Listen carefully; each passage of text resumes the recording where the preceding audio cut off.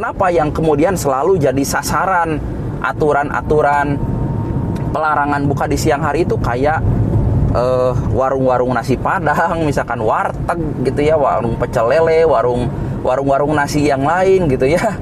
Padahal kan ya sumbernya itu bisa banyak, tidak cuma dari warung-warung nasi saja gitu. Apakah karena mereka itu sifatnya perorangan gitu ya, pedagang itu ya apa ya, menjalankan bisnisnya secara perorangan sehingga gampang untuk dilarang gitu ya. Tapi kalau misalkan itu harus memberlakukan kepada para pedagang di pasar, misalnya pasar tradisional gitu, apakah kira-kira itu si ormas-ormas yang seringkali melakukan sweeping atau misalkan menggeruduk warung-warung gitu ya, warung-warung perorangan, apa berani juga menggeruduk pasar tradisional gitu yang mereka juga jualan buah-buahan yang bisa digunakan untuk membatalkan puasa? Ya saya kira juga ya harus mikir panjang kalau mau menggeruduk pasar-pasar tradisional gitu, karena ya oke lah, mungkin kayak ormas mereka berani melakukan sweeping seperti itu kan karena merasa mereka punya masa gitu, punya masa yang banyak, sehingga si warung-warung makan, warung nasi itu ya pasti akan ketakutan gitu ya. Tapi ketika mereka harus menggeruduk pasar tradisional gitu ya, jangan salah gitu ya, itu sama halnya bunuh diri. Karena di pasar-pasar tradisional itu juga kan masanya juga banyak, sesama pedagang di sana juga yang saya kenal itu setahu saya gitu ya, mereka punya tingkat apa ya, tingkat kekompakan, tingkat solidaritas yang juga sangat tinggi gitu ya. Seperti itu. Ya saya juga kan memang kenal banyak pedagang-pedagang di pasar tradisional gitu ya, yang mereka itu ya punya kekompakan yang luar biasa. Jadi coba aja kalau misalkan ada ormas atau di situ ada orang-orang yang berani mengganggu atau menggeruduk pasar tradisional atau salah satu pedagang di pasar tradisional, ya saya yakin banyak pedagang-pedagang lain juga yang akan kompak melakukan pembelaan kan seperti itu gitu. Nah, dan jangan salah, di pasar tradisional itu kan juga tidak hanya ada massa atau kelompok-kelompok pedagang gitu. Nah, di sana juga ada preman-premannya juga ya gitu. Yang si preman-preman itu pasti juga siap untuk pasang badan kalau seandainya ada dari salah satu atau beberapa pedagang-pedagang yang diganggu gitu. Ya pedagang-pedagang itu kan mereka biasa rutin gitu ya, rutin memberikan setoran gitu ya, setoran kepada para preman-preman itu gitu ya, ya dengan jaminan keamanan di wilayahnya tersebut, di pasarnya tersebut. Kalau kemudian ada pihak-pihak tertentu dari luar itu yang mau mengganggu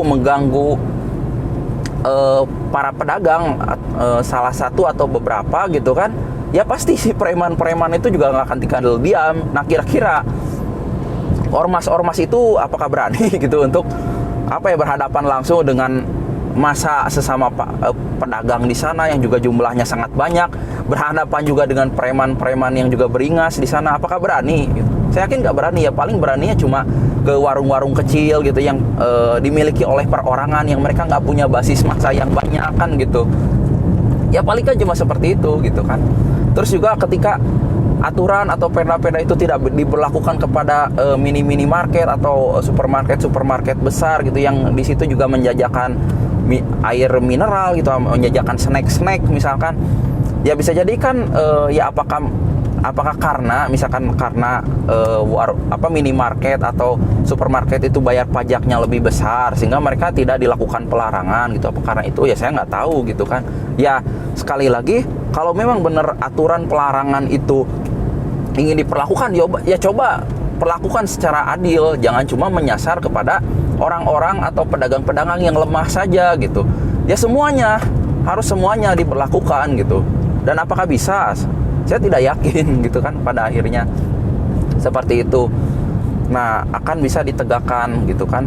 Nah, oke, di sini mungkin saya juga ingin berusaha untuk berbaik sangka ya kepada mungkin para pejabat yang ingin memberlakukan aturan pelarangan warung makan buka di siang hari, atau juga pada teman-teman kelompok ormas yang suka melakukan sweeping gitu atau melarang juga ya warung-warung makan buka di siang hari gitu.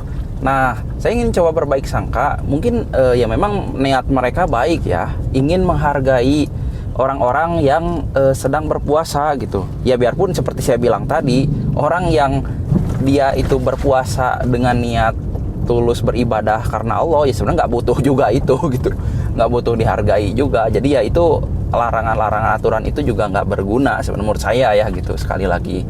Nah tapi gini, kalau misalkan dianggap pada akhirnya warung-warung makan atau kedai-kedai minuman yang buka di siang hari itu bisa menjadi penyebab batalnya seseorang untuk tetap berpuasa gitu, ya berarti kan sebenarnya alangkah lemah sekali ya lemah sekali iman orang-orang Islam yang membatalkan puasa itu karena sebab ngelihat warteg yang buka, ngelihat nasi padang yang buka gitu.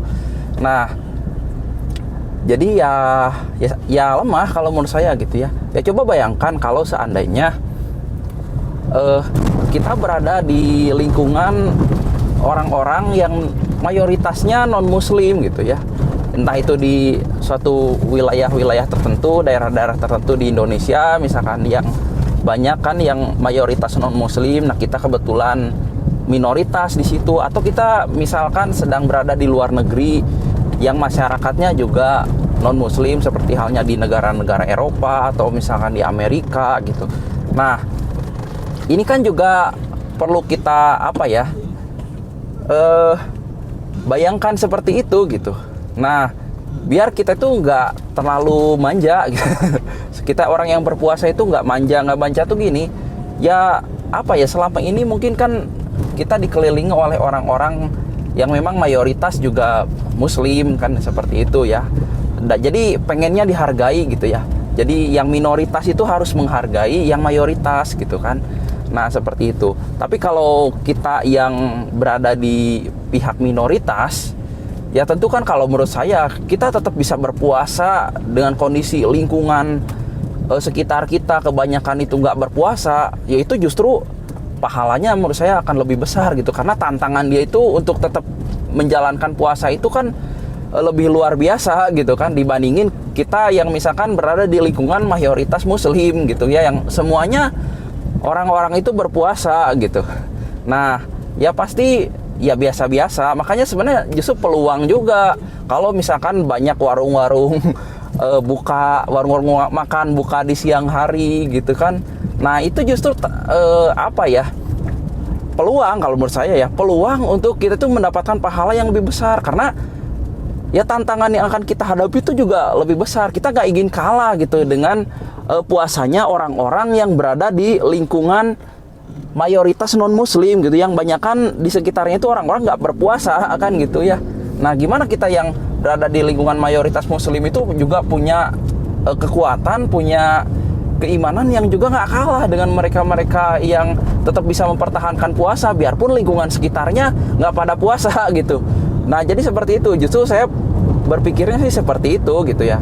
Jadi nggak usah lah kita itu terlalu terlalu manja, tolong dong hargai saya gitu. Ya kalau terbesit di pikiran kita pengen dihargai pada saat kita menjalankan ibadah, ya tentu patut dipertanyakan, memang niat kita beribadah, niat kita berpuasa untuk apa? Apa untuk dihargai manusia, ataukah untuk dihargai atau mendapatkan pahala di sisi Allah? Ya harusnya kan ya itu yang kita kejar gitu ya, mendapatkan pahala, mendapatkan keridhaan Allah kan, seperti itu.